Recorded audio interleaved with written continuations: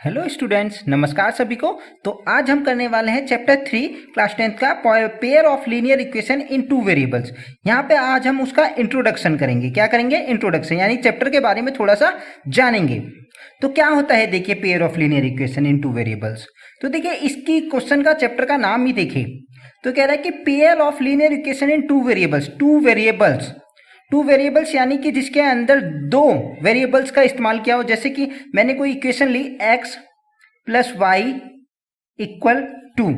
तो यहां पर देखिए आप, यहां पे एक वेरिएबल x है, एक y है, तो दो वेरिएबल का इस्तेमाल किया गया है। यानी कि आप a to z कोई भी वेरिएबल ले सकते हैं, ठीक है। जैसे इस तरह भी हो सकता है 2m प्लस 3n इक्वल 5। तो इस तरीके से कोई भी दो वेरिएबल्स के साथ इक्वेशन ली गई है, ठीक है। तो वो हो गई टू वेरिएबल। अब देखिए, यहां पे बोला गया लीनियर। तो लीनियर यानी कि जिसकी डिग्री क्या हो, 1। डिग्री 1 मतलब मैक्सिमम पावर, वेरिएबल्स के ऊपर जो मैक्सिमम पावर लगी हुई हो वो 1 हो। यानी 1 के अलावा 2 3 4 कुछ भी पावर ना हो, सिर्फ 1। देखिए यहाँ पे भी 1 है, 1 है, तो डिग्री इनकी 1 है। तो ये क्या है? Linear equation in two variables. अब इसके हमको इस चैप्टर में पढ़ना है पेयर। देखिए क्या पढ़ना है? पेयर पढ़ना है। पेयर मतलब कि दो, पेयर मतलब जोड़ा, जोड़ा मतलब दो। तो जैसे कि क्या है, जनरल, इसका जो जनरल फॉर्म होता है, स्टैंडर्ड फॉर्म, वो इस तरीके से होता है, ax plus b y plus c equal 0। इस तरीके से होता है इसका जनरल फॉर्म, स्टैंडर्ड फॉर्म। तो यहां देखिए, ये एक हो गई हमारी, लेकिन यह पेयर बोला है तो एक और लिख लेते हैं। चलिए देखिए, ax plus b y plus c. और याद है, जब हम यहाँ पेयरिंग में वर्क करेंगे तो दोनों वेरिएबल्स, देखिए यहाँ पे एक्स वाई है तो इसमें भी एक्स वाई ही है। अगर ए बी होता तो यहाँ पे भी ए बी, इस तरीके से, ठीक है। A B, sorry, A B नहीं लेते क्योंकि ए बी यहाँ पे हमने कांस्टेंट वैल्यू को बोल दिया गया। तो एम एन ले लें जैसे कोई भी वेरिएबल, ठीक है, तो वो सेम हो दोनों में, तब पेयरिंग में तभी वर्क किया जाएगा। यानी कि आप एक पेयर में एक्स वाई ले रहे हो और एक में पी क्यू ले रहे हो तो उसको सॉल्व करेंगे, ठीक है। तो यहाँ देखिए, अब ये हो गया आपका। तो यहाँ दो पेयर्स हैं, तो इसमें जो ये कांस्टेंट वैल्यू है ए बी, ये क्या होने चाहिए? जो ए बी है ना आपके, ये नॉट इक्वल 0, यानी 0 के अलावा कुछ वैल्यू होनी चाहिए, ये 0 नहीं होना चाहिए। ये तभी आपकी linear equation in two variable बनेगी। तो अब दो पेयर्स लेंगे तो यहाँ पे जो कांस्टेंट वैल्यू है वो बदलेगी, अलग अलग होगी।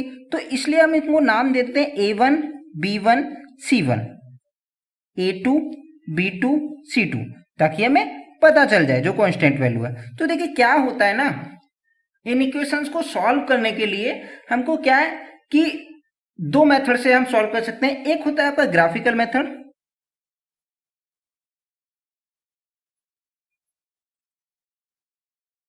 और एक होता है हमारा एल्जेब्रिक मेथड।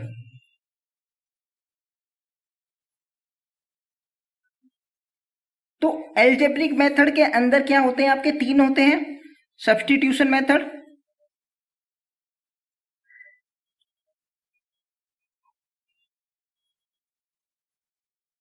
और आपका एलिमिनेशन मेथड,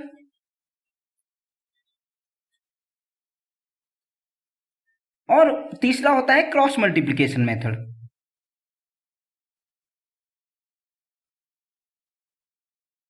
इन तीनों मेथड के बारे में हम जब एक्सरसाइज आएगी तब डिटेल में पढ़ेंगे, क्योंकि ये बारी बारी से आएगा एक्सरसाइज में। तो जब एक्सरसाइज स्टार्ट होंगी तब हम इनके बारे में डिटेल में पढ़ेंगे। शॉर्ट में बता देते हैं क्या होता है। सब्स्टिट्यूट माने होता है, जैसे कि देखिए, दो यहाँ पे एक x1 y1 और एक x2 प्लस y2 ऐसे करके दी हुई है कोई इक्वेशन। तो x की वैल्यू निकालिए और उसे दूसरे में पुट कर दीजिए, दूसरे वाली इक्वेशन में। वो होता है आपका सब्स्टिट्यूशन मेथड। एलिमिनेशन मेथड में क्या करते हैं हम? या तो x का टर्म या y का टर्म, क्या x का टर्म या y का टर्म इक्वल करते हैं, सॉरी यहाँ पे x1 y1 नहीं है, तो उसको इक्वल करके एक को खत्म कर लेते हैं, तो दूसरा बचता है दूसरा वेरिएबल, वो उसकी वैल्यू आ जाती है। क्रॉस मल्टीप्लिकेशन मेथड में एक फॉर्मूला है, जब आएगा तो अब हम उसको डिटेल में पढ़ाएंगे। अभी ग्राफिकल मेथड देखते हैं। तो देखिए, ग्राफिकल मेथड में भी पहला मेथड देखिए, पहले देखिए, अब क्या है ना, आप इक्वेशन देख के बता सकते हैं हम ग्राफिकल मेथड से कि ये ग्राफ पे किस तरीके का ग्राफ ड्रॉ होगा इसका, या कितने सॉल्यूशंस होंगे। तो देखिए पहले देखते हैं, जैसे यहाँ पर ये दो इक्वेशन ले लेते हैं हम, ये वाली, ठीक है।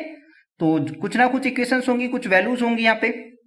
तो जब हम कंपेयर करते हैं इन कांस्टेंट वैल्यूज को, ये जो है a1 a2 b1 b2 c1 c2, इनको देखकर हम बता सकते हैं कि इस सवाल के कितने सॉल्यूशन होंगे। ठीक है, ये ग्राफ पे किस तरीके से डिनोट होगा, किस तरीके से लाइन क्रॉस करेंगे। तो देखिए यहां देखते हैं तो कैसे है, a1 अपॉन a2 कंपेयर करना है हमको, और b1 अपॉन b2। अगर हमारी a1 a2 और b1 b2 की वैल्यू, जैसे मैंने कोई इक्वेशन ले लेता हूं, जैसे यहाँ पे एग्जांपल के लिए, जैसे मैंने एक इक्वेशन ली यहाँ पे 2x प्लस 3y इक्वल 6, और एक ली मैंने 3x प्लस 4y इक्वल 8। तो यहाँ पे देखिए इस तरीके से इसको 6 ले लेते हैं, तो यहाँ कंपेयर करिए, देखिए 2 अपॉन 3 इधर होगा, ये 6 है यहाँ पे, 3 अपॉन 6, तो ये देखिए इक्वल नहीं है, और सॉरी यहाँ पे ये नॉट इक्वल का साइन है, इक्वल नहीं, तो ये यूनिक सॉल्यूशन होगा। क्या होगा ये, यूनिक मतलब जिसका सिर्फ ओनली वन सॉल्यूशन हो। कितना हो, ओनली वन सॉल्यूशन, यानी इसका सिर्फ एक ही तरीके का सॉल्यूशन होगा, एक सॉल्यूशन आएगा इसका, और ये जो ग्राफ पे रिप्रेजेंट होगी वो इंटरसेक्टिंग होगी। कैसे होगी, इंटरसेक्टिंग।